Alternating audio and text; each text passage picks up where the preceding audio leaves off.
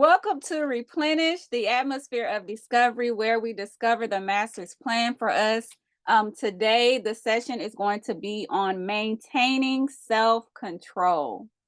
We're going to talk about maintaining self-control. There's a lot of times that we can have self-control at certain times or in certain situations, but today we're going to talk about maintaining that self-control. Okay, so self-control is the ability to remain balanced in moderation and in regulation of your thoughts, feelings, and action.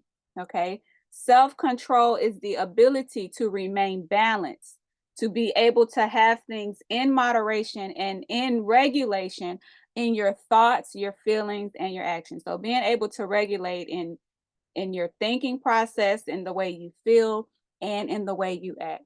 Being able to self-regulate gives you the ability and the willingness to supervise your character and your action. Okay, so being able to self-regulate, it not only gives you the ability, but you are also willing, right, to supervise your character and your actions. Okay, self-discipline is voluntary. Okay, it is something that you choose to do, and it must be something that you are willing to do. Okay, in order to be self-disciplined, it is a voluntary action on your part. If the law has to restrain you or God has to restrain you, then it is not self-discipline. Okay, and we lack self-control because we don't think through the consequences before we respond, right? In our thinking, in our feeling, or in our actions, we're not thinking about what are the consequences with me being on this train of thinking. What are the consequences of me feeling like this for prolonged periods of time? What are the consequences of when I do this, right? We don't think about the consequences before we actually think this way or feel this way or be this way. And so, because what we think affects how we feel, and our how we feel affects what we do, we have to start with regulating and having discipline and control in the way that we think, right? So if you start by regulating those thoughts, right, you will regulate your feelings, which will regulate what you actually do. Okay. And so we often try to discipline our actions without having any discipline in our thinking process, right? Well, that doesn't work for long. Like I said, it might cause you to have that control in one area, or it might cause you to have that discipline in one area or in that particular situation, but it won't become a part of your character to sustain you in the long run.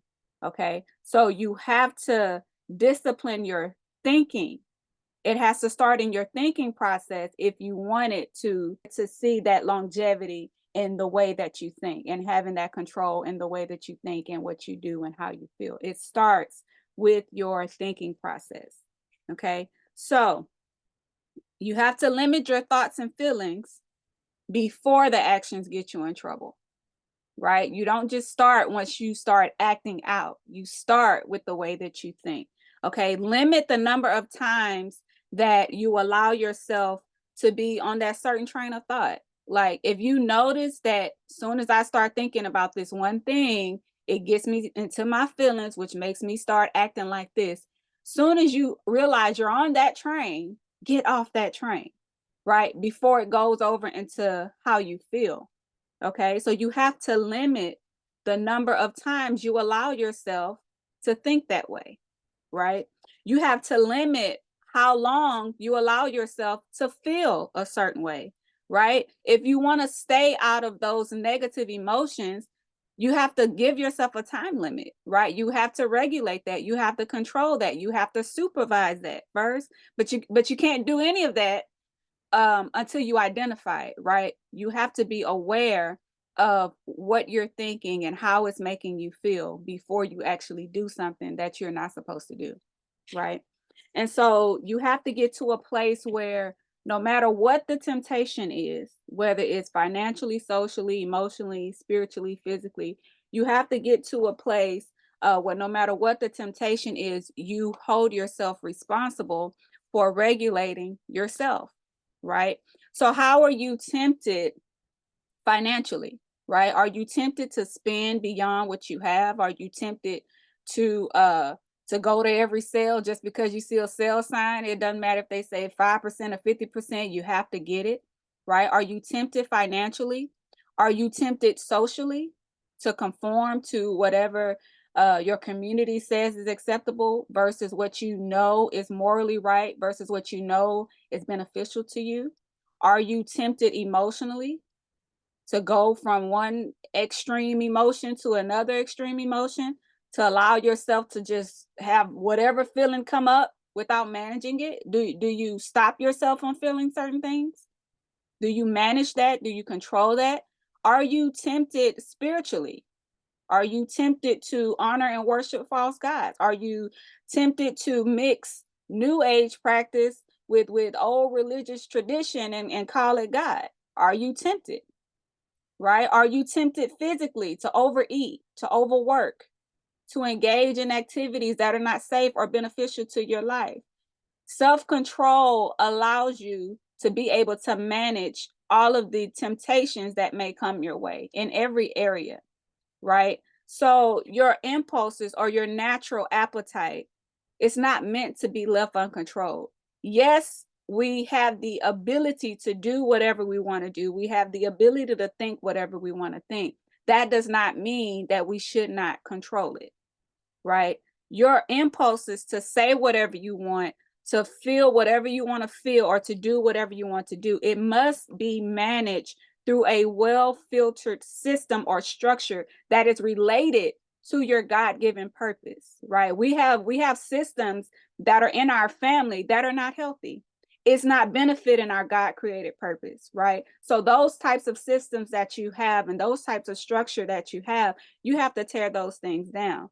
There are certain systems that whatever religion we belong to, right? The traditions in the religion that's not benefiting our God-given purpose, we have to tear those systems down, right? And get into a system managed by the Spirit of God, right? That allows us to operate in our God-given purpose. Okay.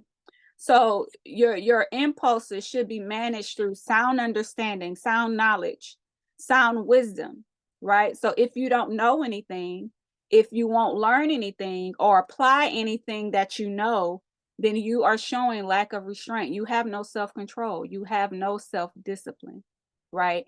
Um, Indulging in anything without restraint or knowing when to stop can be detrimental to your physical and mental health, which we all know that.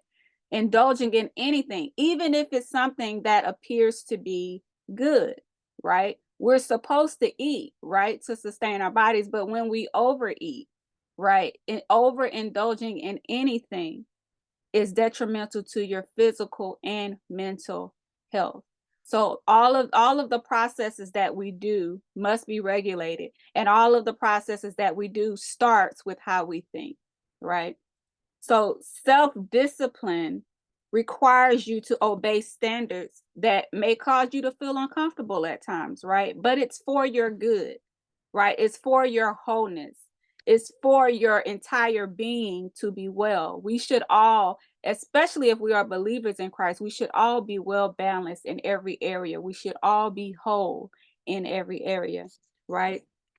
So self discipline is a part of self maintenance, or what we call now self care, right? We're on this thing where we talk about self care, but most of it focus on the outward things, right? So we can do all the outer things, our nails, our hair, our skin, the massages. We can do all of the outer things, but we often refuse to do the inner work, right? The work that we have to do in our emotions and in our minds, that work will last far beyond any of the physical things that we can do. As a matter of fact, when you take care of your emotions and your mind and your spirit, it shows on the outside, right? Your skin will clear up. You won't have some of the problems that you're having with muscle tension and all of that stuff, right? because we're doing the work that has caused the things to come out outwardly that makes us have to do the physical things in the first place, right? So just know that the physical things that you are doing for your self-care, you still must do the inner work inside in your spirit in the places that can't be seen, right? So you have to decide that it is extremely important to discipline yourself with the things that bring you pleasure, with the things that bring you comfort, and any perception of peace. Sometimes we don't have real peace. We have numbness. We have this thing where we ignore things, but it's not really us being at peace. So that's why I said perceived peace. You have to discipline yourself in all of those areas. God's peace grants you complete wholeness, right? You are balanced in every area, not just one. So you're not going to be a healthy person, right? But you got a bad spending habit, right? You're not going to be um a person who has great credit or great uh financial literacy, right? But you're overweight. So God's peace grants you wholeness, complete balance in every area. Okay. Self-control requires you to identify and then govern the area that you lack control in. Okay. Lack of self-control can literally become a disease of the mind where you just led by your impulses and you get to a point where it becomes your system, it becomes your way of being, to where you feel like you don't even know how to stop. You just have to always say the first thing that comes to your mind. You have to always accept every feeling that comes to you. You have to always do whatever someone tells you to do, right? It can literally become a disease in the mind. And so a well-balanced person lives life well. Okay. They do life in the manner that God designed them to. Sometimes we don't operate in that higher standard that God designed. So it causes us to weaken in other areas because it takes more energy and strength to not be who we were created to be. Right? It takes more energy to ignore what God is telling you, right? So it causes you to be weak in other areas. When we don't go as high or as deep as we were created to, it creates deficiencies in other areas of our life, right? Because now we have to be that way in everything. We can't show our strength in another area instead of the area that we're supposed to without it pulling from something else. Right. When something is not deep enough for you, if it's not to the standard that is required for you, you would distract yourself with pleasure.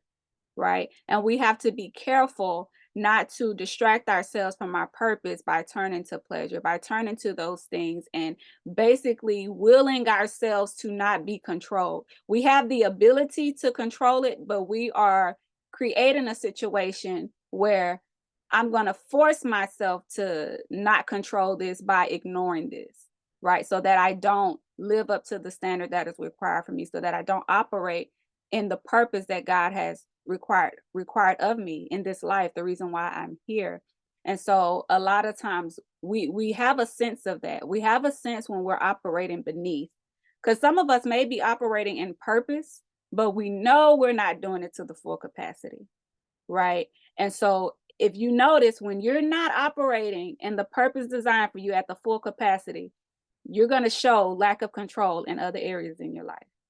It may not be the same way others do, but there's a lack of control because you are choosing to not take control and take authority and allow your will to be submitted to what you were created to do.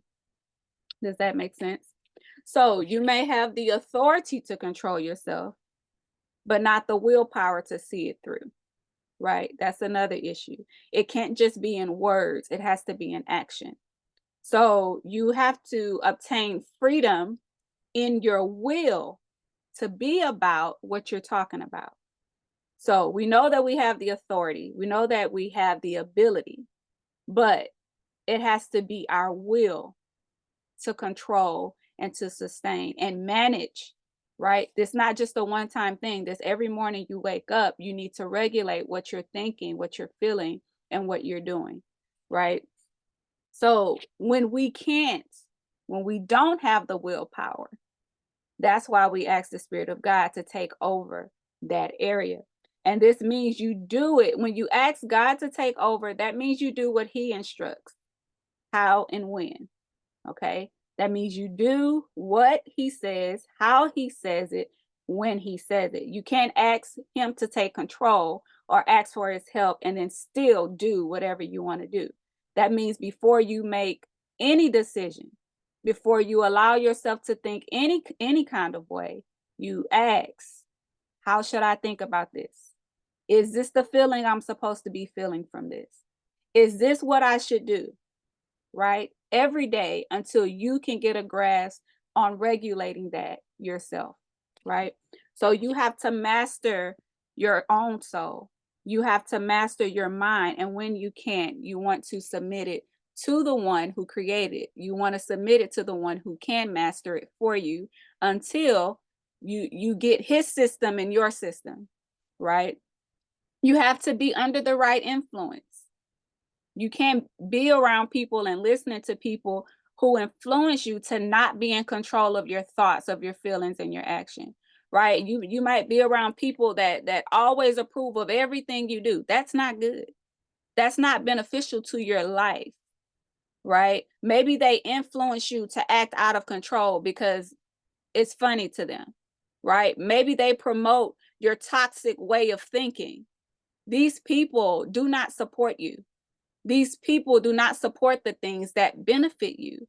If they are okaying everything you do, they are promoting every toxic thing that you feel. They're adding to it, right? You have to be under the right influence, and you have to be aware when the wrong influence is influencing you, right? We're all intelligent creatures. We're not animals. So we understand, hey, if I'm watching this, this is making me feel like this. And after I get done feeling like this is what I normally do, right? You have to change it. You have to make the decision. Self-discipline is voluntary. If somebody else is forcing you to do it, it's not self-discipline, right? It's discipline by other means. And sometimes you need another person. Sometimes it takes you getting a ticket for you to stop speeding, right? But if you had self-control, you would obey, right? It shouldn't take that when we were created as intelligent beings. It shouldn't take a negative consequence for you to have that control, for you to be able to regulate the thought that caused you to think that it was okay to speed, right? So self-control also allows you to be discerning in your judgment. And this means that you are just in the decisions that you are making concerning your entire being. So I'm not just talking about one area. We are promoting wholeness across the entire being. Okay. So this allows you to be single-minded, right? Instead of being all over the place, instead of being overwhelmed, being unable to process your thoughts and feelings. When you are single-minded, right, you can keep your composure in your conduct, in your behavior, in your thinking process, right? When you are single-minded.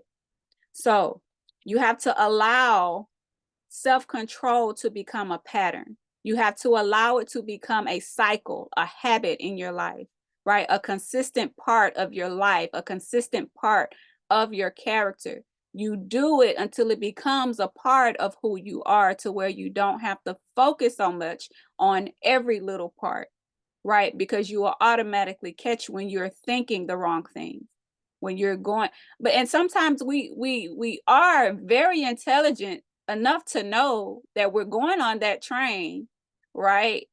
And we still go because we feel, okay, well, I'm not going to let it get too bad, but I'm just going to go. I'm just going to keep thinking this way, right? But it's going to affect you in the long run, right? So find the motivation to become more regulated and balanced in your thought processes, because that's where it starts.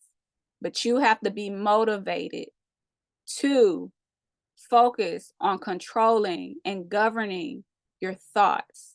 You have to get to the point where I can't keep thinking this way because I see where it's getting me, right? And it takes work when you are used to allowing your thoughts to go wherever they want to go, right? So it takes work, it takes discipline, it takes willpower to get to that point where you are focused on what you're thinking about. So once you identify the thoughts, then you could regulate the feeling that comes because of the thought, right?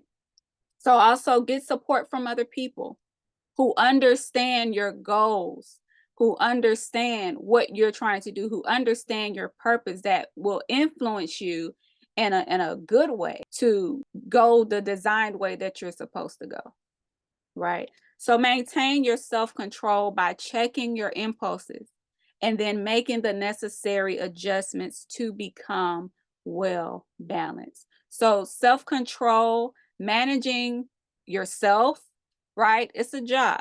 It's a job. But we have to be willing to do it. And it all starts in the way that you think. If you are used to allowing your thoughts to do whatever they want to do, you're going to have to expect your feelings to be all over the place. And you're going to have to expect, if your feelings are all over the place, there are going to be a lot of things that you do that is not sound. And so, in order to start on that journey of maintaining that self control, identify the way that you're thinking. Identify the systems in your thinking process, whether it be tradition, whether it comes from your work environment, wherever it may come from, whatever system you have in place, whatever standard you have to monitor or filter your thinking, make sure it's beneficial to your life. And some things that were beneficial to your life as a teenager is not beneficial to you in your 20s and 30s, right? And so we have to be mindful of when the seasons change, right? When your seasons change, you have different needs. You need a different level of support. And so you have to be willing to change as your life change, as your circumstances change, as your goals change, as your visions change. You have to be willing to change your surroundings in every area as well, right? Be obedient. We have to be obedient, right? When we're asking God to help us in these areas. My favorite saying is a lot of people pray for miracles when really they need self-control. Really, they need to discipline themselves. And so that's one of the things I'm very aware of, that we want God to do all of the work, but there's stuff that we have to do for ourselves, right? Because He's given us the design, He's given us the purpose, but we have to be willing to do it, right? We have to be willing to not just think it and feel it. We have to be willing to do what it is that He purposed us to do here in the earth. So a lot of things that we haven't done yet is because we lack self-discipline, right? We want to do what we want to do, when we want to do it, how we want to do it. And the goal for these sessions is to discover the master's plan, right? We're no longer going on our plan. We're discovering His plan and following His plan so that we can have the things that He said we would have if we follow Him. So if the goal for these sessions is to follow the master's plan, is to live the life that He envisioned for us, is to have the future that He said we would have. Because the future that we plan, it can't even amount to what He planned. And part of following His plan requires us to regulate our thoughts, our feelings, of course, what we do, right? And a lot of times that's why we have to continuously repent, because our thoughts and our feelings causes us to do things that don't line up with what God required us to do.